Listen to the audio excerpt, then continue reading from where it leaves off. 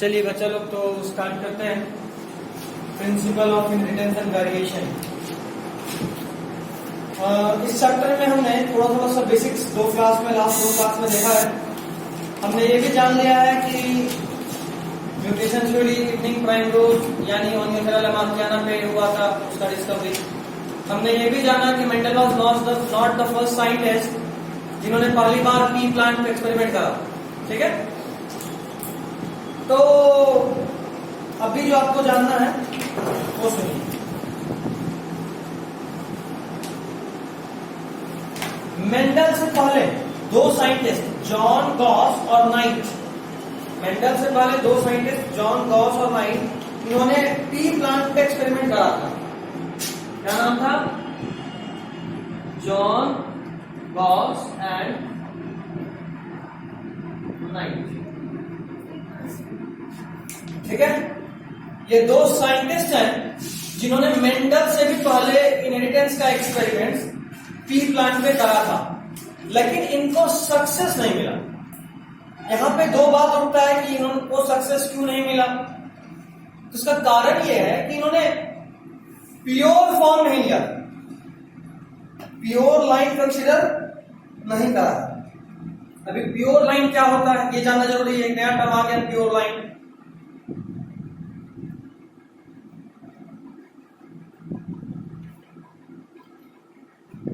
सुनो, pure line genetically वैसे parent को बोलते हैं, प्योर लाइन जेनेटिकली वैसे पेरेंट को बोलते हैं जिनका जेनेटिक इनहेरिटेंस उनके बच्चों में हमेशा कांस्टेंट रहे, जिनका जेनेटिक इनहेरिटेंस उनके बच्चों में हमेशा ही कांस्टेंट रहे। फॉर एग्जांपल, अगर कोई ऑर्गेनिज्म होमोजाइगस होगा, homozygous, I guess you must be getting this point. बस जानते हो। जीनोटाइप मतलब जीन अंदर में किससे बना होगा, आगे और समझाऊंगा। अभी बस समझो कि वैसा कोई भी ऑर्गेनिज्म जिसमें जो जीन है वो दोनों अगर सेम है, एक कैपिटल टी तो दूसरा भी कैपिटल टी, एक स्मॉल टी तो दूसरा भी स्मॉल टी, अगर दोनों सेम है, कैपिटल और स्मॉल उससे फर्क नहीं पड़ता, लेकिन जब वो दोनों तो सेम हो, इस तरह के ऑर्गेनिज्म को बोलते हैं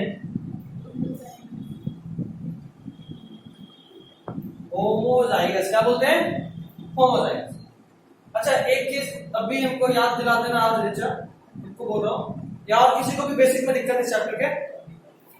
दिक्कत है? क्या दिक्कत नहीं? तो रिचा याद दिलाना, तुमको हम क्लास 10th का अपना इसका लेक्चर भेज दें। 1 से 1.5 घंटे में पढ़ाया हूं पूरा चैप्टर, बट सारा बेसिक्स वहां क्लियर है, और उस बेसिक्स जो वहां बताया हूं उसमें से 50% तो सेम टू सेम अभी बताऊंगा दोबारा।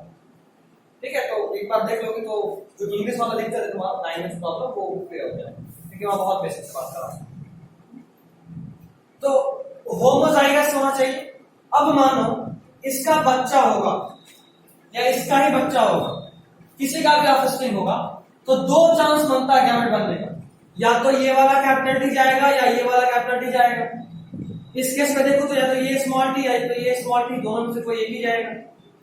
कहने का मेरा सिंपल मतलब ये है कि जब जाएगा तो सेम ही जाएगा, चाहे ये वाला जाए चाहे ये वाला जाए, ऑफस्प्रिंग में, बच्चों में। बात तो बराबर ही है।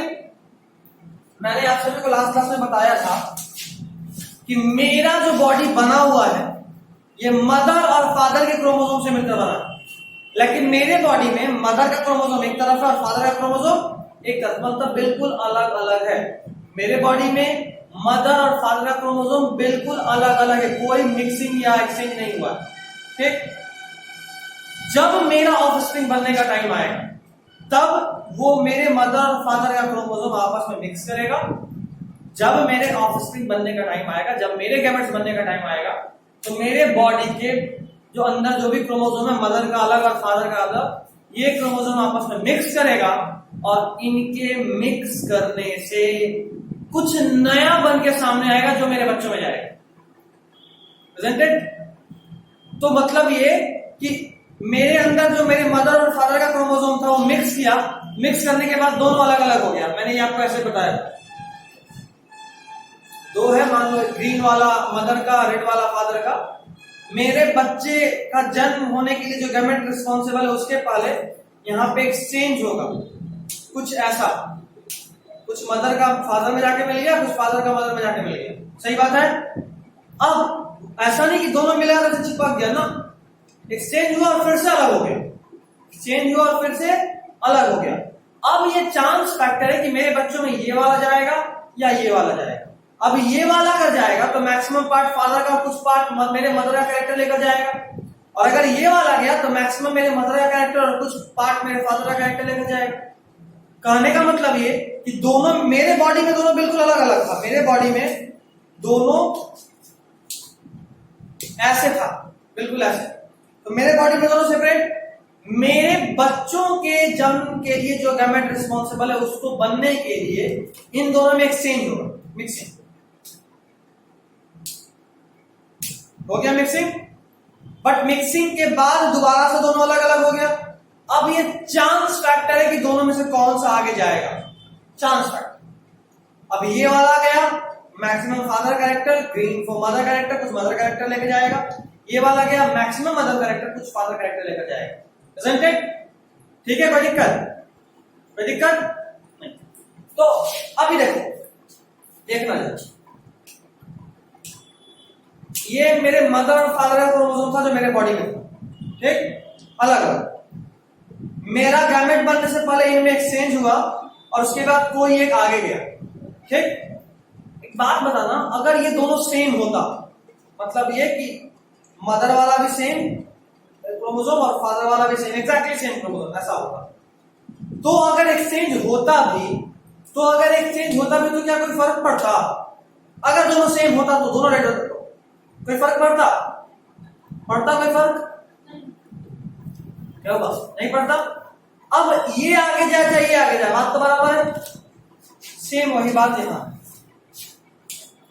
अगर दोनों सेम है, अगर दोनों ही सेम है, ये भी और ये भी, तो ये आगे जाए या ये आगे जाए कोई फर्क पड़ता है? नहीं। मतलब अगर कोई ऐसा ऑर्गेनिज्म होगा जिसमें दोनों सेम हो तो इनके बच्चों में चाहे ये वाला जाए चाहे ये वाला जाए, बात तो बराबर ही, मतलब सेम ही जीन आगे जाएगा। देख, इस तरह के इनहेरिटेंस को बोलते हैं, या इस तरह के ऑर्गेनिज्म को बोलते हैं प्योर लाइन। इसी को होमोजाइगस भी बोलते हैं। प्योर लाइन मतलब इसके जीनोटाइप में किसी तरह का मिक्सिंग नहीं है, इसके जीनोटाइप में किसी तरह का मिक्सिंग नहीं है। समझ गए बात?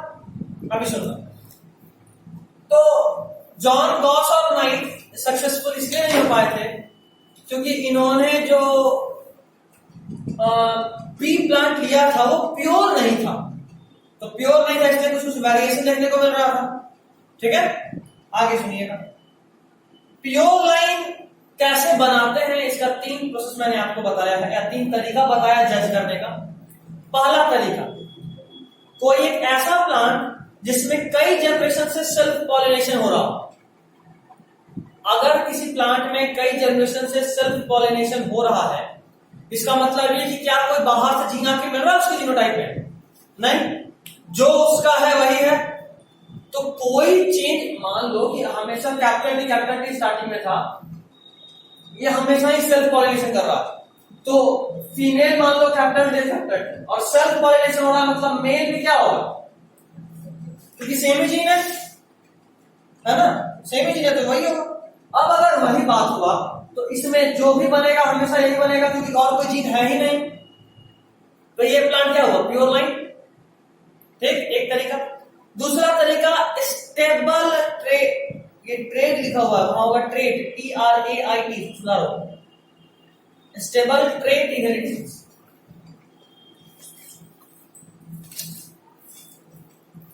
स्टेबल ट्रेट इनहेरिटेंस,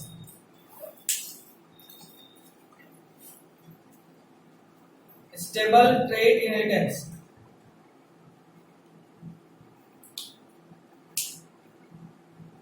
हो गया।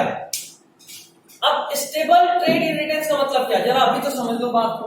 अगर ये टॉल था और ये ऐसा वाला टॉल है, इसका जो भी बच्चा होगा वो भी टॉल ही होना है, उसका जो बच्चा होगा वो भी टॉल ही होना है। मतलब कि कोई चेंज नहीं आएगा।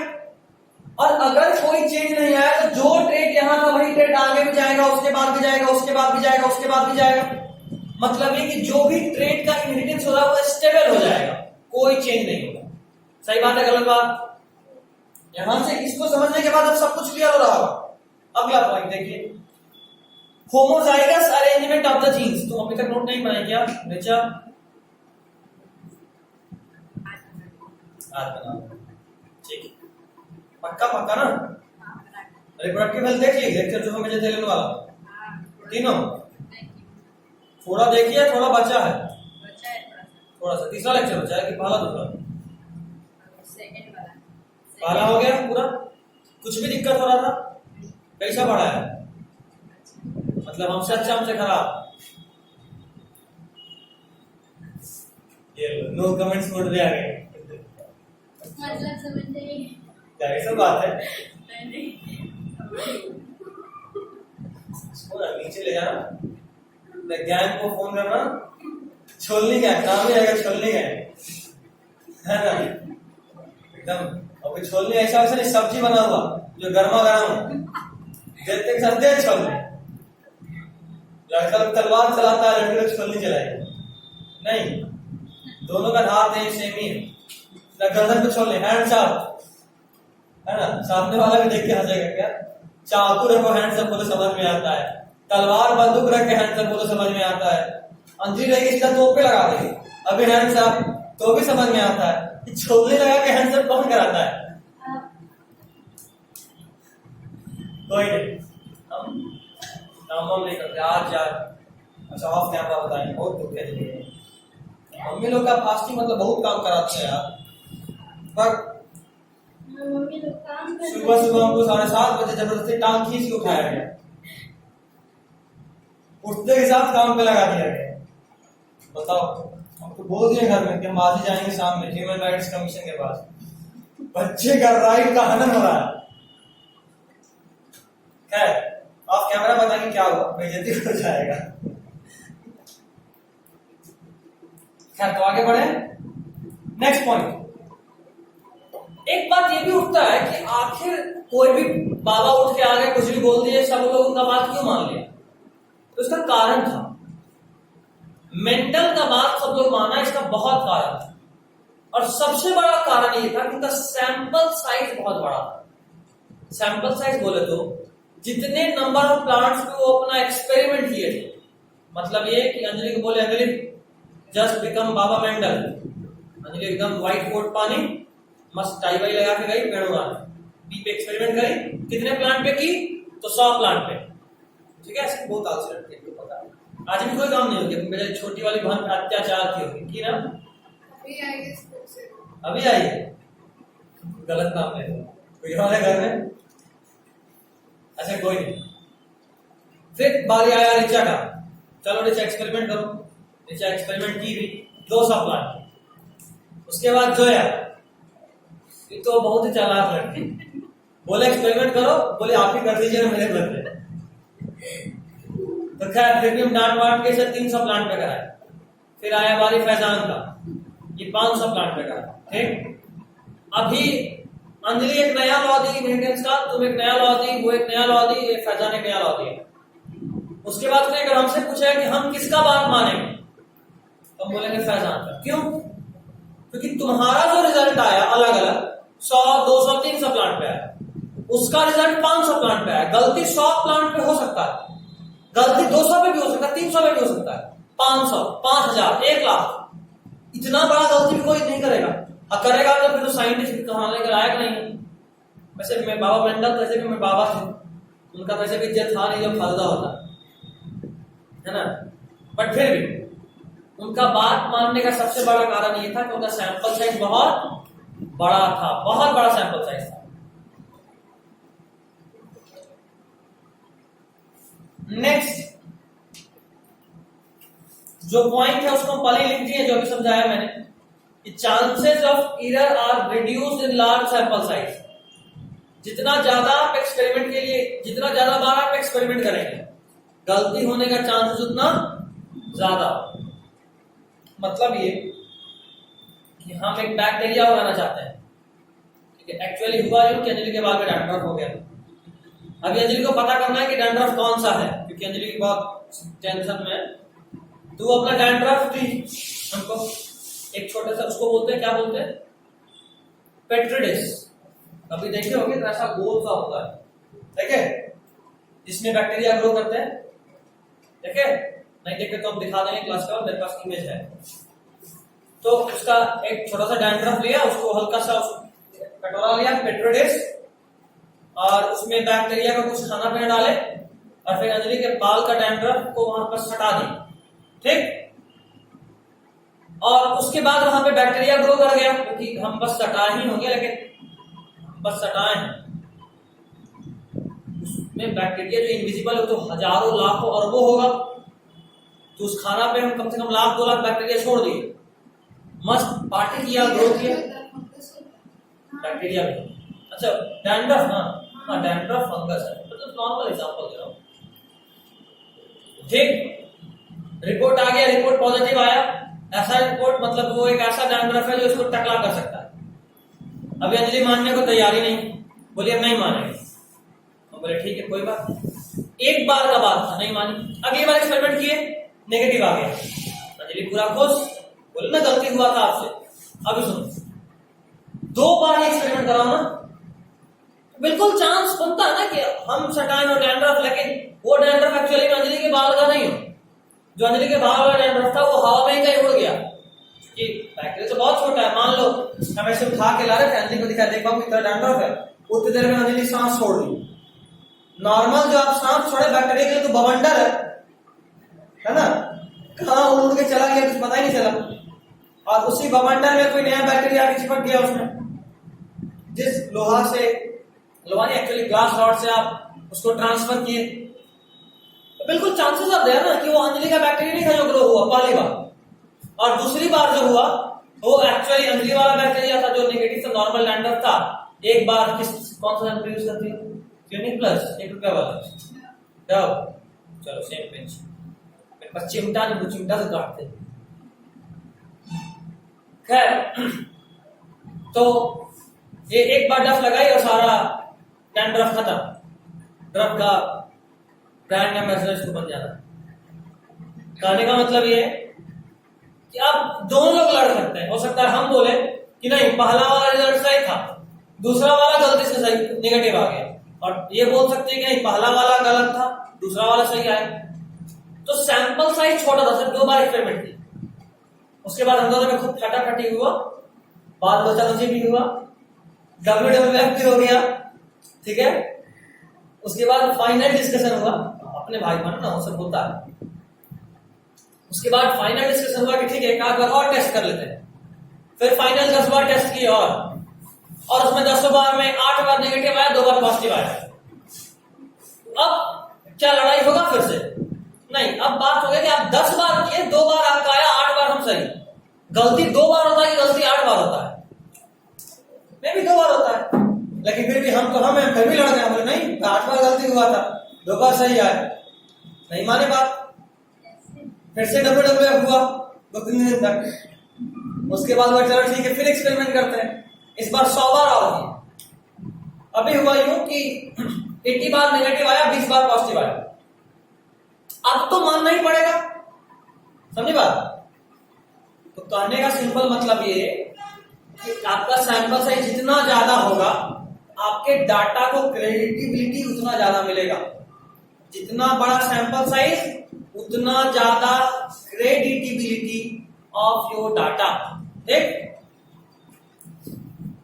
खैर, तुम लोगों को मजाक लग रहा है WWF वाला बात? मजाक नहीं, मन में कम से कम 15 बार तो पटक चुकी होगी अब तक। सामने से नहीं पटक सकती है, लेकिन मन में तो पटक ही दी होगी।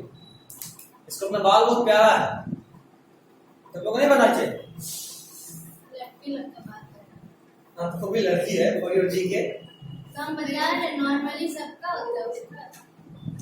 ऐसा नहीं, लड़का तो कोई बाल प्यारा होता है। अपना ही बाल कटवाते वक्त इंगा दर्द होता है, जब इतना बड़ा बाल इतनी साल जाता है। लेकिन सच्चाई है कि हम शुरू से छोटा बड़ा। तुम लोगों में से तो कोई नहीं देखा, ये बहुत छोटा सा देखिए। कब से 6 से देखते हैं हमको यहाँ, कब से 6 से 7 से 8 से, बहुत पहले से देख रहे हैं। तो जानती हो कि पहले मेरा बाल ऐसा ही होता था, बाल छोटा और दाढ़ी बड़ा, बाल से बड़ा मेरा दाढ़ी होता था ताकि सब देख के डर जाए। खैर अब हम सुधर गए, एक्चुअली माफ कर दिया, तो क्या काज करना बच्चा लोग, ऐसे भी हमको देख के डर जाते सब सब डरती है ना। हाँ बोल रही है, मजाक कर रही है। लड़ने के लिए तो कुछ भी बोला जा सकता है। अगला सवाल मेरे दिमाग में आया, वो भी 3-3। सवाल नंबर 1, आखिर मेंडल को ऐसा कौन सा भूख चढ़ा था कि उसको मन को मटन ही खाना था, है ना। ऐसे भी वो क्रिश्चियन थे, हिंदू तो थे नहीं बाबा जी की आप नहीं खा सकते, ऐसे हिंदू में बाबा जी लोग खाते हैं नॉनवेज, बट क्रिश्चियनिज्म में तो सब चलता है, तो ये तो नॉनवेज खा ही सकते थे। तो ऐसा भी था कि तो मटर पनीर ज्यादा पसंद है इसलिए मटर का प्लांट पसंद कर लिए। दूसरा सवाल कि भाई अगर ये एक्सपेरिमेंट किए सब कुछ सही था तो भी इनके बारे में 33-34 इयर्स तक किसी को पता नहीं था, क्यों अभी बात करते हैं। और तीसरा सवाल ये कि आखिर उनको, क्योंकि उन्होंने पी से पहले भी एक्सपेरिमेंट करा था, किए थे ना, बताए थे, किसमें किए थे,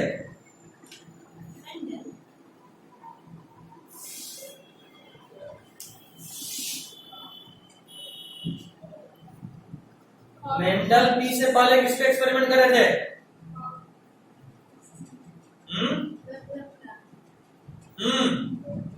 लबलब प्लांट, लेथाइरस, लिखा हुआ है, तो लिखवाए है तो लिखा हुआ रहेगा, बताए भी होंगे, तो बिल्कुल बताए, उसको रखा कैसे बताए,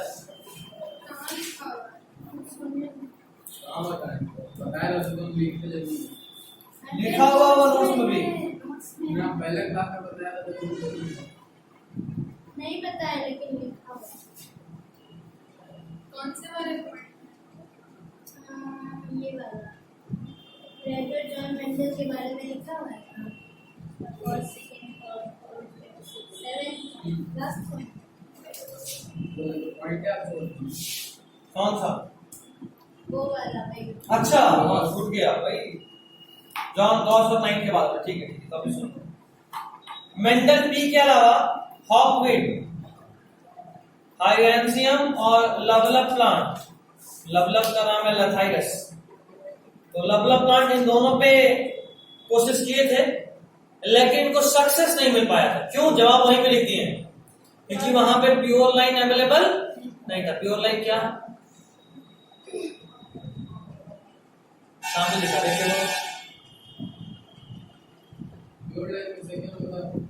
जिनका जीन सेम हो, homozygous, stable in trait inheritance. अब 3 पॉइंट पढ़ा हमने, प्लांट है जिसका मतलब अभी तो बताया कि जो भी ट्रेट स्टेबल होगा वो हमेशा स्टेबल रहेगा, उसका बच्चा भी हमेशा टॉल होना क्योंकि दोनों टॉल है, उसका बच्चा भी हमेशा टॉल होना क्योंकि वो भी दोनों टॉल है। तो जो भी ट्रेट इनहेरिट होगा वो हमेशा स्टेबल रहेगा। टॉलनेस मतलब टॉलनेस, डॉफनेस मतलब डॉफनेस, चेंज होगा, आगे बताऊंगा जब पूछूंगा। तो खैर पहला प्लांट अभी मैंने बता दिया, ये नॉन ऐसा नहीं थे कि प्योर वेजिटेरियन थे कि मटर पनीर खाना उनको बहुत पसंद था इसलिए मटर प्लांट चूज कर लिए। आखिर इन्होंने पी क्यों चूज करा और क्यों इनका वर्क कितने समय तक अननोटिस रहा, जवाब सुनिए। इसका जवाब नंबर जवाब नेक्स्ट टू नेक्स्ट पेज में, हम उसी उसी में लिखेंगे। में लिख लीजिए, मिल गया तो लिखना। बिल्कुल। एक्चुअली जो 2018 का ये बैच का जिसका नोट्स है उन लोगों को क्वेश्चन तो लिखवाया था लेकिन आंसर बोले थे होमवर्क में ढूंढ गया। तो अभी हम बता दे रहे तुम लोगों से इतना काम कराएंगे, अच्छा ही लग रहा है हमको, तुम लोग बहुत मासूम बालक हो। वैसे भी तुम लोगों को अगले संडे से आकर 11th वालों का basic maths vector system solve करना डाउट, टाइम नहीं है, टाइम हम निकलवा देंगे। नहीं है 11 तक ये तो बात करना था भाई। बोलो हम लोग का अरे फर्स्ट प्री बोर्ड में है। बहुत ज्यादा सीबीएसई वाले tension खोला है। लीजिए। अच्छा हाँ, तुम लोगों का सेंटअप वाले का आया था ना, तुम दोनों का, तीनों बिहार, दोनों बिहार बोलो ना। हाँ। देखो सेंटअप एग्जामिनेशन का मार्क्स फाइनल में नहीं होता, ठीक है? हम लोग का प्री बोर्ड है। प्री बोर्ड दूसरा होता है, सेंटअप वाले होता है, फिर प्री बोर्ड होता है, फिर एग्जाम। अभी उस हिसाब से इन लोग का सिलेबस तो अभी तक कंप्लीट रहना चाहिए। क्लास शुरू भी बहुत पहले से होना चाहिए। 12th का डाउन पीरियड में शुरू तो पहले ही से हुआ था। लॉकडाउन में सब रुक गया।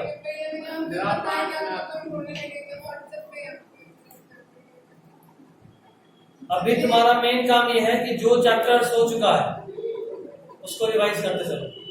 बायोलॉजी में हमारे पास क्या क्या बचा है? ह्यूमन एंड डिजीज बचा है, मॉलिक्यूलर बचा है, फिर माइक्रोब्स इन ह्यूमन वेलफेयर बचा है कि हो गया? ये और एक नहीं नहीं, फर्स्ट टर्म का हम नहीं बात कर रहे हैं, बायोटेक्नोलॉजी बायोटेक बचा है, यही बचा है बस, तो कुछ भी नहीं करना है बायो में। बच्चा प्रसाद सब आएगा। हम लोग का तो है इवोल्यूशन ये सब का लेक्चर पहले से है।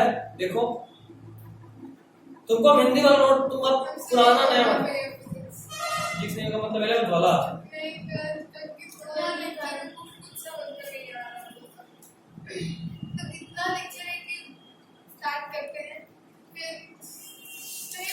बार बार हम बोल रहे हैं जो न्यूमेरिकल्स वाला लेक्चर है पहले लिख लो उसको, उसके बाद देखो। सेकंड चैप्टर में स्टार्ट किया, उसमें इतना लेक्चर है कि हम आपको बता नहीं सकते। ऐसा इलेक्ट्रिक करंट, 44 इलेक्ट्रिक करंट। हाँ, वो डॉट बच्चे वहां क्वेश्चन ज्यादा है। तुम एक काम करो, अगर तुम उतना प्रेशर नहीं हैंडल कर पा रही क्वेश्चन का नीट लेवल का, तो मेरे को आकाश वाला लेक्चर देना, बोर्ड लेवल तुम देखो, अगर प्रेशर नीट नहीं हो रहा है। अरे सब बोल रहे हैं हाँ, लेक्चर के टाइम कितना कम अरे तो जो क्वेश्चन हो रहा है तुम उसको फास्ट फॉरवर्ड कर सकती हो। एक बार स्टार्टिंग में तो तुम 2-3 थ्योरी देख ली, तुमको बुद्धि लगाना थोड़ा ना हर क्वेश्चन पे जरूरी है, समझ रही बात? वो अगर डिले नहीं हुआ ना तो फिजिक्स खत्म होता। अगर ऐसा क्वेश्चन आया तो बार बार करे वो नीट के लिए तो आया, तुम सब बोल नीट की तरह क्वेश्चन है। नीट के लिए हम उसमें एलएन के लेवल पे गए हैं, इतना क्वेश्चन आया एक काम करे करेगा ये ना वो सब कैंसिल कर दीजिए, हो जाएगी। डायरेक्ट या फिर दिसंबर में करवा दीजिए, 5 दिसंबर के बाद। क्यों 500 क्या है? 5 के बाद मतलब 500 क्या है? देख, हम बता रहे हैं ना 5 के बाद। पहले बताओ 500 क्या है? नवंबर में शादी है। इसका अच्छा हाँ, तो पता चलेगा, मेरे सूत्र हर जगह, आई नो। अधर भैया बहुत पहले से पता है चीज, उसका कोई उपाय नहीं है। अब तुमको एकदम शरीर तोड़ के लगना पड़ेगा, there is no other option. तुम्हारे पे सब कुछ रहेगा, तिजोरी का चाबी तेरे ही पास रहना है, क्या शादी में हम का there is no other option ना। अगर कोई बैठा रहेगा तब ना तो बोलोगे कि वो कर दीजिए, कोई रहेगा ही नहीं बैठे हुआ तो सबका हमको there is no other option. किसके साथ है वो बताएगी तुमको, आप ही बता दीजिए। हम भी बता रहे उसका बहाने नहीं रही है, अरे उसकी बड़ी बहन है, इसका शादी होता तो यहाँ होती, सोचने वाला बात है, नॉर्मल लॉजिक है कि नहीं? गीला क्या था अंदर से अच्छा लग गया था शादी है, उसकी दीदी का एक साथ होगा। आपको तो आना ही था, उधर नो ऑप्शन ना, और कोई थोड़े ना है। अरे अरे माँ मामी मौसा मौसी सबके साथ ही थे। अच्छा भाई मामा मामी बोली, हो चुका है। खैर कोई नहीं। मेंडल का जो एक्सपेरिमेंट था, अच्छा तो 5 हो शादी है, हाँ फिर 5 क्यों बोल रहे हो? 5 तक वो रही नहीं, फिर चली गई नहीं है ना। तो ऐसे भी तुम यही है ना, वो दीदी गाँव से शादी हो तो अभी गाँव पे है, अभी तो यही है ना। तो वो जाएगी तब हम चाह रहे थे कि हम यहाँ आए। अच्छा तो आप वहाँ कब जाना है वैसे? 5 को कब 5 नवंबर। अच्छा तुम गांव कब जाओगी? वो तो नवंबर में जाएंगे। वही तो पूछ रहे कब। एग्जाम रहेगा तो अच्छा शादी के 1-2 दिन पहले जाओ। हम जाएंगे, हम आपसे। बाकी लोग तो यहाँ किसके साथ रहोगी? हो जाएगा, नीचे नीचे बढ़ा। इतना दिन पहले कैसे रहेंगे एग्जाम? और शादी 5 दिसंबर को है। हाँ उसी टाइम ये पे टाइम नहीं होएगा, 19 से 21 तक नवंबर। बच्चे उसको बुलाएगा एग्जैक्टली उससे होता है शादी तेरा छोटा। डिले करा देता है। सबका अक्टूबर में इलेक्शन, फिर नवंबर। अगर में इलेक्शन। हाँ गांव सब में नहीं होता है वो वाला। अच्छा तो उससे तो क्या फर्क पड़ता है? छोटे पापा का मेरे गांव में तो ड्यूटी रहता है, छोटे बाबा का? ड्यूटी रहता है, अच्छा उनका है क्या है वो है क्या? टीचर। अच्छा हाँ तो वो तो पढ़ना ही पड़ा। हमारे पापा भी गाँव में अरे बोल रहा है। पता बता मेरे सूत्र हर जगह है। तो आज थोड़ा सा चलेगा ना।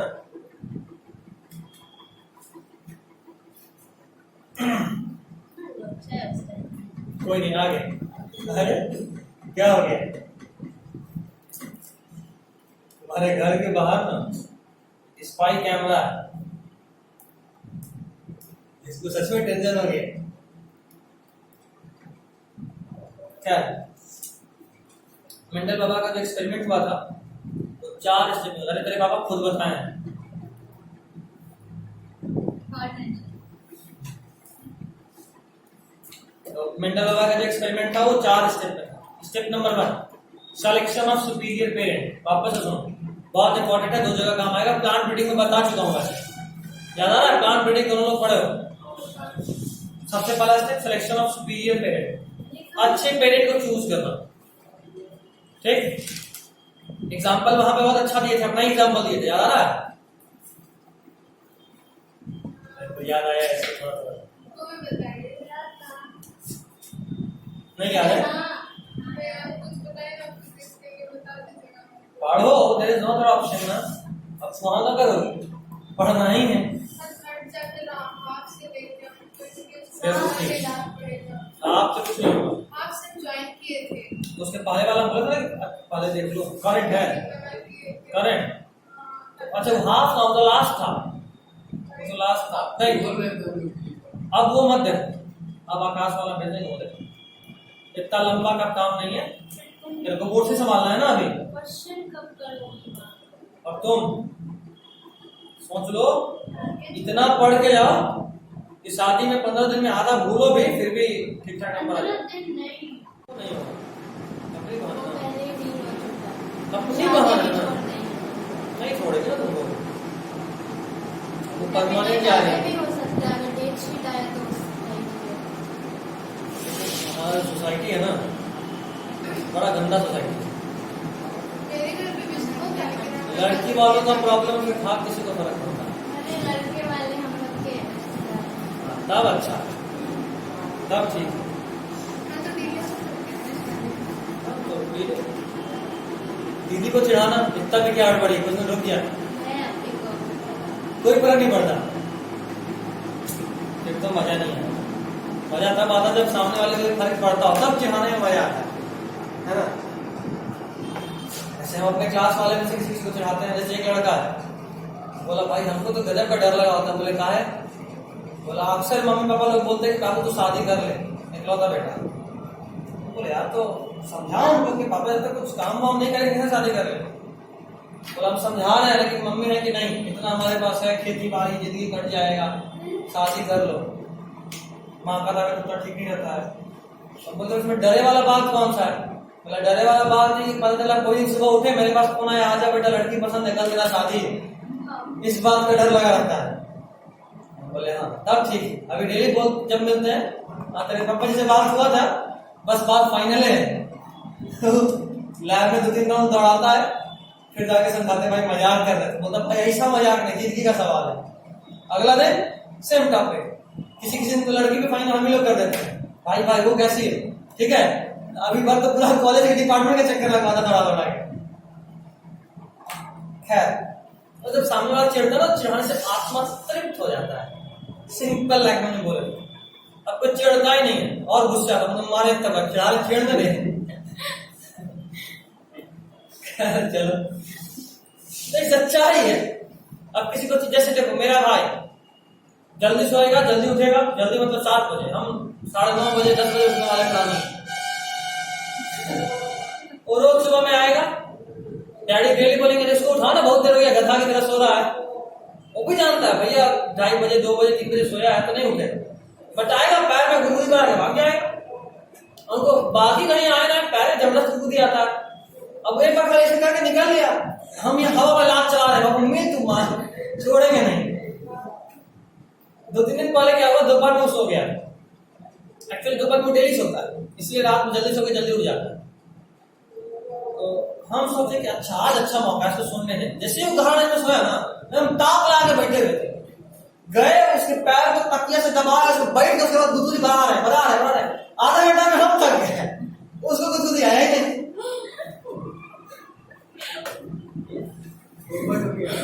भयानक वाला पोपट, लेकिन हम हार नहीं माने। उसके बाद उसका टांग खींचे, बेड से खींच के गिराए, उठाए, बोले नहीं सोने देंगे। खा दिए, फिर संतुष्टि नहीं मिला।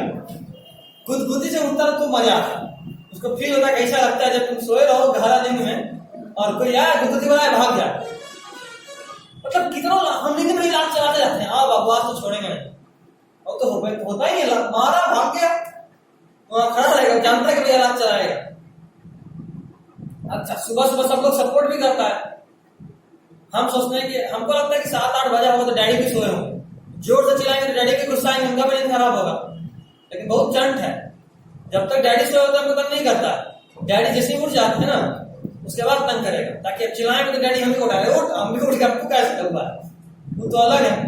अपने सोए में तुम सो सकते हो, उठ गए तो तुम नहीं सो सकते। हाँ सही बोले, पापा भी 3 बजे सुबह में भी उठेगा ना, तब बताओ 8 बज गया अभी तक सोया, उठो तो पता चलता है कि 3 बज रहा है। मेरी अम्मी 9 से मतलब 2-3 पे जाएगा, बोलेगी 10 बजे जा रहा है। उठो उठो उठो उठो, एक से एक पानी का। इसीलिए उसी से पता चला कि अगर कुछ चिढ़ाओ और सामने वाला चिढ़े नहीं ना तो बहुत गुस्सा आता है। सच में भाई कितना गुस्सा आया था ना, पकड़ के खींच के उठाए, बोले तेरे गुदगुदी आना होगा। फिर पेट में कर रहे हैं, कांच में कर रहे हैं, उसको कांच में फाइनली गुदगुदी आया, तब जाके थोड़ा अच्छा लगा। लेकिन पैर में नहीं आया, इसलिए बहुत मूड खराब हो गया। आधा घंटा हम कोशिश किए कि अब तो उठेगा। स्टार्टिंग में किए तो नहीं उठा, हमको लगा बहुत गहरा नींद में होगा, उसको पता ही नहीं चल रहा होगा। तो पहले उसको हिला डुला के हल्का नींद इसका आधा कर दिए, फिर गुदगुदी करा कि अब तो महसूस होगा उठेगा। लेकिन जब सोया कोई फर्क नहीं पड़ा, उठा ऐसे देखा गुदगुदी बना रहे हो, फिर सो गया। भयानक पोपट हुआ। तो अच्छा हुआ कि उन्हीं में तो उसको कुछ याद नहीं रहा और कोई था नहीं। अब मेरा वीडियो दिखता नहीं, ये तो भयानक पोपट। बताओ वैसे कोई पोपट करता है, बताओ गलत किया था वो, उसको नाटक ही करना चाहिए था गुदगुदी का। बड़ा भाई का इज्जत का सवाल है, सब छोटा सा दुष्ट होता है। नहीं है तो डायरेक्ट खड़ा कर दिया, सोया हुआ है खड़ा कर दिया, बस छोड़ के भाग। एक्चुअली वहां पे गद्दा वाला बैठा था, मस्त गिर के सोता। नहीं जमीन पे सीट करके भाई एक कोना में डायरेक्ट हाथ पकड़ के लड़का अलग पागल है, उससे मेरे डैडी करते हैं, ज्यादा कुछ नहीं। यहाँ हाथ डालेंगे सीधा खड़ा, दोनों हाथ पकड़ते हैं। एक हामिद ठक्कर है, डैडी ऐसे उठाते हैं, हम फिर गिर के सोते हैं, फिर उठाते हैं, फिर गिर के सोते हैं। ये बार सोया तो दिन तोड़ा है। अच्छा डैडी है, अब तो कोई ऑप्शन ही नहीं है। मम्मी होते तो और मस्त, या अगर सुबह का टाइम हो, मम्मी आ जाए उठाने, हाँ खींचो आप भी सोइए ना, बगल में क्या लटकी कर रहे सुबह सुबह। मम्मी का तो पता मार के होता है, आएंगे चटाचट स्कूल जाएंगे। वाया सच में कुछ ज्यादा खतरनाक होता है। मेरे यहाँ सब तभी होता जब 12 बज गया, उसके पहले मम्मी हिंसा नहीं लेती। मेरा साढ़े 11। भाई के साथ ठीक है, कभी कभी होता है ना, जैसे दोपहर का टाइम है, एकदम मन दबा के चावल खा लिए, दोनों भाई को नहीं आता, भाई सोया हुआ है, यहाँ डैडी हमको तो जबरदस्ती खा दिए, जाओ उसको उठाओ, वहां गए तो उठो उठो उठो, तू वहां गए, तुम भी सोना चाहते थे। अच्छा फिर दोनों सुत गए। थोड़ी देर के बाद डैडी आके देखते, अच्छा दोनों टीम बना लिया, एक उठाए बजे यो सो गया। सब रात में ज्यादा होता है, या कई बार होता है ना, जहाँ देखो तो क्या कर रहा है, मैच चलता है, जैसे भी आईपीएल का टाइम है, तो अक्सर रात में सीआईडी में जाता है रूम में, पता करो दया आखिर अंदर में चल क्या रहा है, पढ़ रहा है लैपटॉप पे, सीआईडी देख रहा है कि मैच देख रहा है। भाई आएगा, अगर मूड अच्छा है तो पहले प्यार बोले, देखो भैया हमको मैच देखना है, मैच देखने लगा, बैठ के देखते हैं, बैठेगा आधा घंटा मैच देखेंगे, उसके बाद जाएगा। फॉर्म देखा था डैडी कुछ एग्जाम का, आप किसी दिन पकड़वाना होगा, उसे मेरी तरफ आएगा ही नहीं, साइड से निकलेगा, पानी पीने जा रहे हैं, अचानक से छलांग मार देगा, जब तक में तुमको बटन दबा छलांग मार दिया। हम ज्यादा चलाते हैं, पता है क्या करते हैं, वाईफाई ऑफ कर देते हैं। अभी तुम इंस्टाग्राम चला रहा था तो लॉग आउट कैसे करेगा, मान लो गए बेचारा ऑफ तो कर दिया, लेकिन लॉग आउट हुआ नहीं, उसके बाद लड़ झगड़ के फोन छीने, वाईफाई ऑन, फिर कनेक्ट, अगर ऑन किया हुआ है तुरंत ऑन जगह डायरेक्ट। देखिए मेरा दिमाग। डॉक्टर जयकाल को जानते हो, नहीं जानते? शक्तिमान में था, शक्तिमान ले गए, बाद में शक्तिमान, कोई देखा Shaktimaan? Doctor Jaipal, 47 scientist doctor Jaipal. हाँ, 12वीं में भी इसका दिखाया है। होगा उससे ज्यादा सराहनीय दिमाग नहीं है। टॉर्चर कैसे करना है हमसे पूछो, मतलब जब पहली बार की तुम लड़का बोलता है कि सच में कोई ऐसा कर सकता है, आप नहीं सोचे थे कि पहले हॉटस्पॉट बंद करता है, फिर लॉग आउट नहीं करते, उसके बाद से एनी टाइम रेडी रहता है, स्क्रीन लॉक लगा दिया, सब लगा दिया, तो वो इंस्टाग्राम तक पहुंचे कि पहले स्क्रीन लॉक खोलोगे तब ना। खैर कोई नहीं, हम और ज्यादा चलाते हैं। उसके बाद पता है क्या किया, उसके फोन में और अपने लैपटॉप में दोनों में ईमेल आईडी सेम कर लिया। अब तुम जब भी खोलोगे, लॉग इन जैसे ही करोगे तो रिमेंबर पासवर्ड आएगा, और तुम अपना फोन समझ के रिमेंबर पासवर्ड कर दिए, लेकिन रिमेंबर पासवर्ड फोन में नहीं होता, वो मेल पे रिमेंबर होता है, जहां जहां लॉग इन हुआ वो पासवर्ड चल गया। So I am highly qualified in torturing all the छोटा बच्चा। अगली सोच रही है, यस गुड आइडिया। मैं बड़ा मेरे भाई नहीं थे। क्यों तुम ऐसा कौन सा कांड कर रही है इंस्टाग्राम पे? नहीं बाप रे, ऐसा खतरनाक खतरनाक करके भी दूरी रहना चाहिए बाप रे। मतलब इसे तुम्हारे दिमाग में भी नहीं आया था कभी? अगली बार से बच के रहो। हम आपसे ज्यादा शादी करेंगे। अच्छा अभी तो डर गई थी। खैर कोई नहीं, चलो बाबा मेंडल को याद कर रहे थे तो बाबा मेंडल को पूरे श्रद्धा से याद करते हैं। उनका पहला स्टेप था सिलेक्शन ऑफ पेरेंट्स, जहां पे वो सुपीरियर क्वालिटी के प्लांट को सिलेक्ट किए। फैन ऑफ कर दो, बहुत आवाज कर रहा है।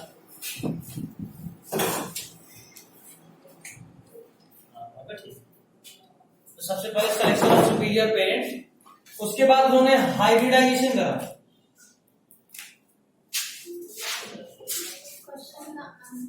आएंगे ये भले कर ही देते, चलो सुनिए दो क्वेश्चन। तुम भी क्या याद रखोगे, फालतू में बदनाम है, हम अपने मन का करते हैं, जबकि हम सबका बच्चों का बात मानते हैं। बच्चा लोग एक बात बोल दिया तो कभी बात नहीं काटते, यहाँ तक कि बच्चा लोग के गाने पे क्वेश्चन भी आसान क्वेश्चन लगे आंसर टेस्ट में ले ले। अच्छा क्या बोल रहे हैं? फर्स्ट टर्म के लिए ये से भी हाँ, तो सेंटर पे से कोई खास मतलब नहीं होता, जितना जो पढ़ा दिया ना उस पे कमांड कर लो, ठीक है। जब तक में तुम्हारा प्री बोर्ड्स आएगा उससे पहले तक सिलेबस खत्म हो जाएगा। सुनने में आ रहा है प्री बोर्ड, सेंटर अलग होता है, प्री बोर्ड अलग होता है। क्या सेंटर मतलब अब आप एग्जाम दे लिए, अब आपका स्कूल खत्म। प्री बोर्ड मतलब उसमें पास करेंगे तो एडमिट कार्ड मिलेगा बोर्ड के लिए। नो ऐसा करता हूं, हम तो कोई ऐसा रूल नहीं सुने कि प्री बोर्ड में पास कीजिएगा। Contact Danish Jamal, specialised for Bihar board. CBSE में ऐसा नहीं है। सीबीएसई में। हम लोग का तो प्री बोर्ड्स होगा। अच्छा ये पहले तक तो नहीं लेगा था, अब लेगा सर, क्योंकि अब प्री बोर्ड के मार्क्स हो गया ना, प्री बोर्ड में मार्क्स हो सकता है, इसलिए प्री बोर्ड लेगा। भले ही उसमें भी टॉपिक और क्वेश्चन तुम्हारे घर पे आ जाए। अच्छा केवीए में 96 से हाँ उन लोगों का इंटरनल ही ले रहा है एग्जाम, खुद इंटरनल असेसमेंट करके ले रहा है। अच्छा हम लोग का होगा तो होगा होगा होगा, होगा। लेकिन इंटरनल असेसमेंट का कोई मतलब नहीं बनता ना, बोर्ड्स नहीं होता तो उसका मतलब बनेगा। 600 प्लस का एडमिशन हो जाता है। कि वो बोल हाँ मेडिकल कॉलेज 580 तक हो जाएगा बिहार से ना। दिल्ली में दिल्ली का उतना आइडिया नहीं होगा, जो आइडिया नहीं हो नहीं बोल रहे। तुम लोग जितना चैप्टर हो गया, बहुत चैप्टर हो गया बायोलॉजी में, बताओ जरा, कौन कौन सा बताओ तो। अच्छा यही इंडेक्स खोलो, यूनिट 1 इवोल्यूशन, और फिर आपको चैप्टर 1 हो गया, 2 हो गया, 3 हो गया, 4 हो गया, ठीक है। उसके बाद कौन सा चैप्टर, 5वां पांचवा ये चल रहा है, 6ठा नहीं हुआ, 7वां हो गया, 8वां क्या देखो नहीं हुआ, ह्यूमन हेल्थ एंड डिजीज नहीं हुआ। उसके बाद अगला क्या लिखा हुआ हिंदी तो पढ़, strategies of food enhancement of food production हो गया। अगला बोलो, माइक्रोब्स इन ह्यूमन वेलफेयर नहीं हुआ। कितने चैप्टर 16 इधर बायोटेक है ना, 2 बायोटेक जारी करो जी, ठीक है। 6 चैप्टर तो हुआ ही। एक बात जान लो, जितने समय में ये अगला 2 चैप्टर होगा ना, उतने समय में पूरा बुक खत्म हो जाएगा। उसके बाद का जितना है इवोल्यूशन ह्यूमन डिजीज 6 क्लास लेगा, माइक्रोब्स इन ह्यूमन वेलफेयर 2 से 3 क्लास, बायोटेक टोटल 5 क्लास में दोनों चैप्टर हो जाएगा। फिक्स है वो सब, हम अधिक बात जोड़ के बता रहे टाइम। उसके बाद इकोलॉजी जिसका पॉपुलेशन वाला है। नहीं अभी कहां पे आगे। तो आंसर सुनो, पहले मेंडल को पी प्लांट में क्यों चुने, उसका सबसे बड़ा कारण यह है कि वो कहीं पे भी मिल जाता है आसानी से, पी प्लांट। दूसरा, वो बाइसेक्सुअल क्लिस्टोगैमस फ्लावर प्रोड्यूस करता है। क्लिस्टोगैमस कुछ याद आएंगे, एक ऐसा फ्लावर जो कभी ओपन नहीं होता, बर्ड में ही हमेशा रहता। तो अगर ऐसा कोई फ्लावर है मतलब उसमें कन्फर्म सेल्फ पॉलिनेशन होगा, है ना। तो सेल्फ पॉलिनेशन होगा, तो अगर हम उसका मेल एंथर काट के हटा दिए बर्ड स्टेज में, तो क्या उसमें सेल्फ पॉलिनेशन होगा? नहीं होगा। मतलब क्या होगा? मतलब आप जिससे चाहें उस पेरेंट से तो क्रॉस करा सकते हैं। नेक्स्ट, सेल्फ पॉलिनेटेड भी है और क्रॉस पॉलिनेशन भी करा सकते हैं। नेक्स्ट, ये एनुअल प्लांट है, मतलब 1 साल के अंदर आपको रिजल्ट दे देगा। बहुत छोटा सा टाइम नहीं है, लेकिन फिर भी साइंटिफिकली बहुत छोटा समय, 1 साल में आपको रिजल्ट मिल गया, ठीक है। हाँ, नेक्स्ट, बहुत आसानी से उगता है, बहुत आसानी से हैंडल होता है, बहुत आसानी से मेंटेन होता है, मतलब ये ज्यादा नौटंकी नहीं है। समझे स्ट्रीट डॉग वाला हालत है, कैसे भी रखोगे पल जाएगा। कोई रईसा कुत्ता नहीं है, रिहायशी कुत्ता मतलब कोई बढ़िया ब्रीड, उसको एसी चाहिए डेली, एकदम तुमसे ज्यादा चिकन नॉन वेज खाएगा। मेरा तो क्या ही कहना, उसको कुछ ज्यादा ही रेगिस्तान। नेक्स्ट, इनमें कांस्टेंट और क्लियर कॉन्ट्रास्टिंग कैरेक्टर है। कांस्टेंट और क्लियर कॉन्ट्रास्टिंग कैरेक्टर मतलब ये कि जो भी कैरेक्टर एकदम क्लियरली दिखाई देता है, ये डिफरेंस, ऐसा डिफरेंस एकदम क्लियरली, जिससे आपको फिर कंफ्यूजन ना हो। उसके बाद दूसरा सवाल कि आखिर मेंडल का वक्त 33-34 ईयर्स तक क्यों अननोटिस रहा। तो पहला बात जवाब इसका ये था कि उस समय तक उतने अच्छे से कम्युनिकेशन का फैसिलिटी नहीं था। अभी की तरह अच्छा जर्नल्स नहीं था कि कोई भी बात आप नया रिसर्च किया उसको तुरंत से पब्लिश कर दी तो हर जगह पहुंच गया, नहीं ऐसा नहीं। बात नंबर 2, इनका जो पहली बार ये जो एक्सपेरिमेंट का रिजल्ट था, पहली बार जिस पब्लिकेशन में पब्लिश हुआ था उसका नाम याद रखना है, proceedings of Brunn natural science society. ये उस मैगजीन का नाम है, जैसे इंडिया टुडे, चंपक और क्या था, पेपर नहीं बोल रहे हैं, मैगजीन चंपक आता है और भी आता है ना कोई कॉमिक्स चंपक आता है ना, अरे स्कूल में आता होगा लाइब्रेरी में।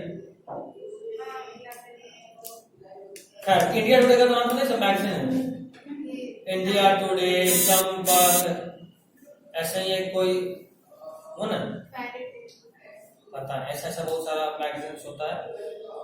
तो उसी तरह एक मैगजीन था साइंस का, जैसे नेचर, सुने हो एक मैगजीन का नाम है नेचर, वर्ल्ड का सबसे ज्यादा रेप्यूटेड में से एक मैगजीन है ये साइंटिफिक रिसर्च के लिए, अप्लाइड साइंस के लिए, ठीक है नेचर।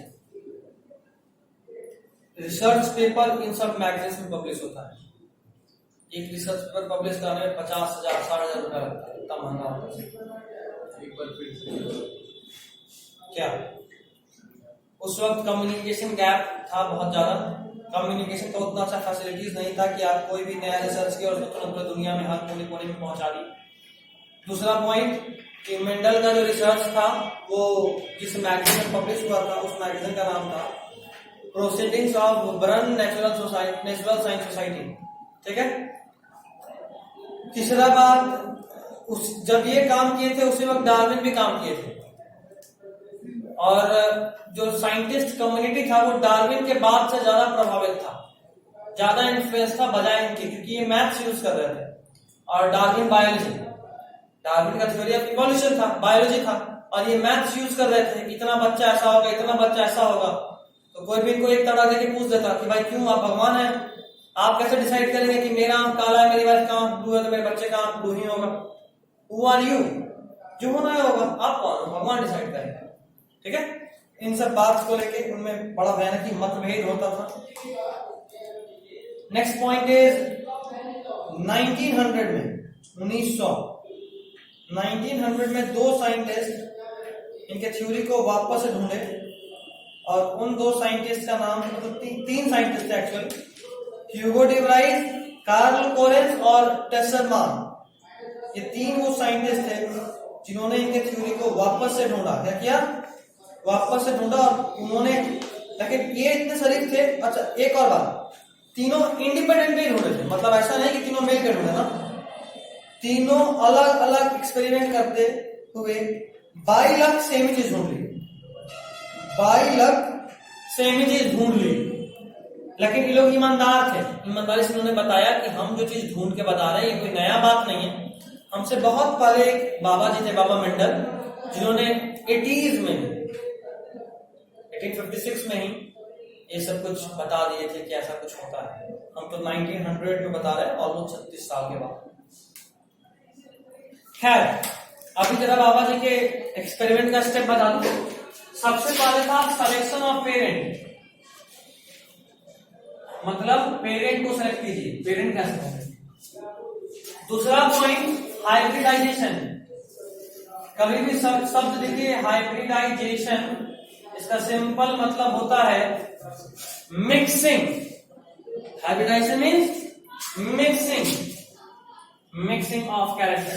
तो जो भी आप पेरेंट चुने, सुपीरियर पेरेंट मेल और फीमेल, उनके कैरेक्टर्स का मिक्सिंग होगा।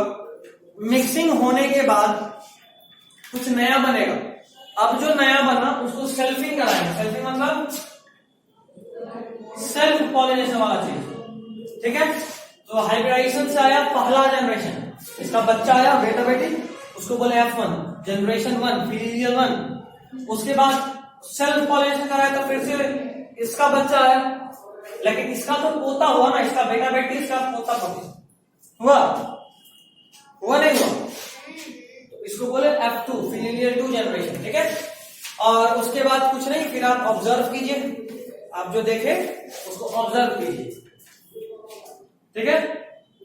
यही 4 स्टेप था, एक बार सबको पढ़ दें। स्टेप नंबर 1, कोई एक मेल और किसी फीमेल पी प्लांट को आप सेलेक्ट कीजिए, और कोशिश ये करना है कि उनका कोई एक कैरेक्टर डिफरेंट हो। टोटल कितना डिफरेंस होता है, 7 कैरेक्टर का डिफरेंस होता है ना पी में, हमने पढ़ा है ना, टोटल 7 कैरेक्टर्स का डिफरेंस होता है। उन 7 में से 6 सेम होना चाहिए, सिर्फ एक डिफरेंट, ठीक। वैसा मेल और फीमेल प्लांट को चूज किया, मतलब ये कि बाकी सब कुछ सेम है लेकिन हाइट में डिफरेंस है। मेल प्लांट लंबा है, फीमेल ड्वार्फ है। अपने ह्यूमन के हिसाब से बात कर रहे हैं, फीमेल लंबी हो जाएगी तो कैसे लगेगा जोड़ी, इसीलिए प्लांट में भी वही किए, मेल लंबा है फीमेल ड्वार्फ है, ठीक है। फिर तुमको क्यों टेंशन हो रहा है?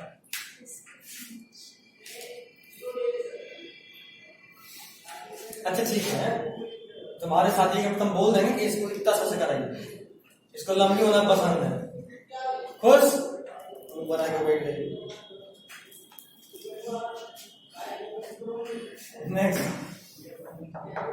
Next is hybridisation. हाइब्रिडाइजेशन मतलब दोनों कैरेक्टर को मिलाना। इसके लिए भी प्रोसेस है। अभी चूंकि हम सब लोग जानते हैं कि ये जो पी प्लांट है ये बाइसेक्सुअल है। कैसा है? बाइसेक्सुअल। मतलब कि इसमें मेल पार्ट भी होगा फीमेल पार्ट भी होगा। तो सबसे पहले आप क्या करो, इमैस्कुलेशन कर दो। इमैस्कुलेशन मतलब उस फ्लावर का मेल पार्ट को काट के हटा दो। अब उस फ्लावर में कौन सा पार्ट बचा? फीमेल। अच्छा, ये कटिंग आप बर्ड स्टेज में ही कर दीजिए। बर्ड स्टेज, क्योंकि बड़ा हो जाएगा तो पता चला कि आपके हटाने से पॉलिनेशन हो गया, तो फिर क्या कीजिएगा? आपका तो रिजल्ट गड़बड़ा हो जाएगा। तो नो रिस्क, बचपन में ही मेल वाला पार्ट काट के हटा दीजिए। अब वो फ्लावर प्योर फीमेल बच गया। अब आप उसको ढक दीजिए कि कहीं से हवा से उड़ उड़ के कहीं पर पॉलन ना पहुंच जाए। नो रिस्क लेना है, कोई रिस्क नहीं, ठीक। उसके बाद आप जब आपको लगा कि अभी सही समय आ गया, आप इसको क्रॉस पॉलिनेशन करा सकते हैं, तो आप आर्टिफिशियली कहीं से जो आपका डिजायरेबल पॉलन ग्रेन है उसको लेकर आइए डिजायरेबल मेल से, और वहां पे छिड़क दीजिए ताकि पॉलिनेशन हो जाए, ठीक है। उसके बाद वापस से ढक दीजिए कि कहीं ऐसा ना हो कि ये वाला पॉलन हवा से उड़ जाए, कोई नया पॉलन आ जाए, ठीक है। इससे क्या हुआ कि आप जिससे चाहते थे उससे क्रॉस करा। समझे बात को? 4 स्टेप। स्टेप नंबर 1 मेल वाले पार्ट को काट के हटाए। स्टेप नंबर 2 उसको ढक दिए ताकि कोई दूसरा पॉलन नहीं आ जाए। स्टेप, अच्छा, जो काट के हटाए थे मेल वाला पार्ट वो बर्ड स्टेज में हटाया था। कोई बात नहीं, I am the scientist. Next, आपको नहीं, इनको कह रहे हैं। ये तो टपक है, आपसे बात करेंगे तुमको भी समझ गए ना कहां जाना होगा। खैर, वो भी 80s के जमाने के भूत हैं, पुराना गाना सुना के पका देंगे तुमको। अभी का रिसेंट मॉडर्न भूत हो तो वहां पे भी मजा है, गाना भी तो अच्छा चल जाएगा, है ना। भूत लोग का भी डांस होता है ना, अरे भूत लोग में डांस होता है। हाँ। खैर, कोई है भाई, तोड़ देगा गेट। क्या हुआ? अभी आप इधर बैठ 2 मिनट, अभी तो ले जाओ बैठ, इसमें दोनों बैठो, उधर बैठना, किसी जगह बैठो। कहीं से भी मुंह से कह देते मेरी क्लास। खैर, अगला इज क्या बता रहा था? अच्छा, 80s का बोल। तो पहले उसको काट के हटाया बर्ड स्टेज में, फिर आप उसको ढक दिए, बैगिंग किए। उसके बाद आप अपने से आर्टिफिशियल इंसेमिनेशन कराए। इंसेमिनेशन बोले तो आर्टिफिशियल पॉलिनेशन कराए। उसके बाद फिर से ढक दिए। तो जैसा जो आप पॉलिनेशन चाहते थे वो डिजायरेबल कॉम्बिनेशन का पॉलिनेशन हो गया। उसके बाद आप जो भी बच्चा आया, जो भी बच्चा बन के आया, पॉलिनेशन हुआ तो कोई बच्चा बनेगा, उस बच्चे को सेल्फिंग कराए, मतलब सेल्फ पॉलिनेशन कराए। उसके बाद रिजल्ट आया उसको देखे, ठीक। इन सबको देखकर मेंडल ने 3 लॉ दिए। Law number 1 law of dominance, law number 2 law of segregation, and law number 3 law of independent assortment. कितना लॉ दिए? 3। Law of dominance, law of independent assortment और law of segregation. Mind it, law of dominance और law of segregation ये दोनों monohybrid cross से proof होता है। Law of dominance और लॉ ऑफ सेग्रीगेशन किससे प्रूफ होता है? मोनोहाइब्रिड क्रॉस से। While law of independent assortment किससे प्रूफ होगा? डाइहाइब्रिड क्रॉस से। क्रॉस क्या होता है आगे की क्लास में पढ़ेंगे। अच्छा ठीक है, टाइम भी हो गया। तुम्हारे लिए इतना बात किया था, फिर तुम छूट जाती। और आगे का बता दीजिए ना, वो जो पेज में अच्छा वो वाला नहीं, वो ठीक है, उतना काफी है।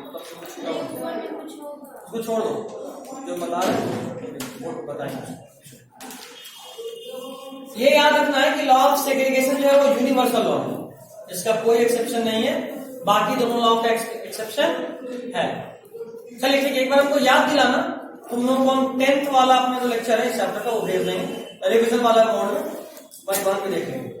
ऐसे तो इसको काम नहीं, बट देख लेंगे।